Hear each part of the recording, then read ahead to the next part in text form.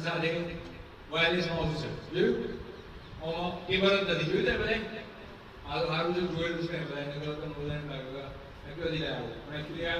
wireless keyboard mouse છે wireless keyboard mouse એટલે એમાં કે રીતે હતા તો જોયું છે ને બધા વાયરલેસ કીબોર્ડ માઉસ આપણે લગાવેલું છે વાયરલેસ કીબોર્ડ માઉસ શું થાય કે એનું એક સેન્સર આવે સેન્સર એટલે આ પેન ડ્રાઈવ જે આવે છે ને પેન ડ્રાઈવ જોયું બધા એ પેન ડ્રાઈવ જેવું એક નાનું ડોંગલ આવે એ ડોંગલ આપણે CPU ની અંદર લેપટોપ ની અંદર જે જગ્યા પર લગાવ્યું એ જગ્યા પર આપણે કીબોર્ડ માઉસ ઓપરેટ કરી શકીએ એની પણ 10 મીટરની રેન્જ આવે અત્યારે કોઈ બેઠેલું હોય ને એના સામે દિવાલ પર કોમ્પ્યુટર લગાવ્યું હોય તો કોઈ ઓપરેટ કરી શકે એટલી એનાથી પણ વધારે આવતી હોય છે એટલે વાયરલેસ ટેકનોલોજી પણ અત્યારે આવી છે અને બહુ ચાલી રહ્યું છે વાયરલેસ ટેકનોલોજી બરાબર પછી કરો હવે આપણે બહુ જ મહત્વની વાતો કરાઈ છે આપણી જોડે મારે બી તમને બે ત્રણ પ્રશ્નો પૂછવાના છે તમને બધા કોમ્પ્યુટર કયા કયા સ્ટેપ પાડવા શું કહેવાય ખબર પડી ગઈ બધાને ખબર પડી હવે થોડું ટ્રબલ શૂટિંગની વાત કરીએ તો ટ્રબલ શૂટિંગ એટલે કે કોમ્પ્યુટરમાં ગમે ત્યારે ગમે જો કોઈને કોઈ પ્રોબ્લેમ થયા હોય તો શું કરવું જોઈએ તો જનરલી ભાઈ છોકરાઓનું ક્વેશ્ચન છે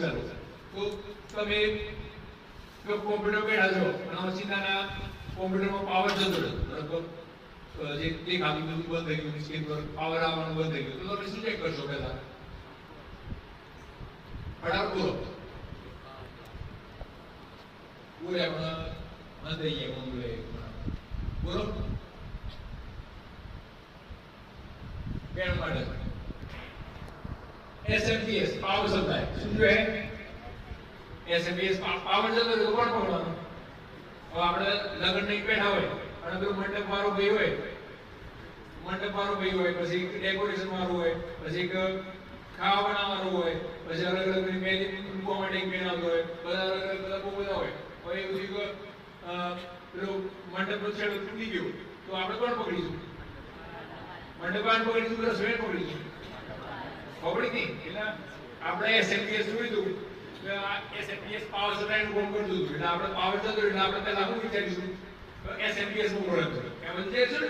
ત્યારે કેવું થાય SMPS પાવર સપ્લાય નું પ્રોબ્લેમ જેવું થાય પછી ઘણી વખત એવું થાય કે વાતાવરણ ચેન્જ થાય ને લાઈક વરસાદનું વાતાવરણ આવે અથવા વરસાદનું વાતાવરણ પૂરું થાય પછી ચોમાસાની ઋતુ જાય અથવા તો આવા કેવું હોય ને ત્યારે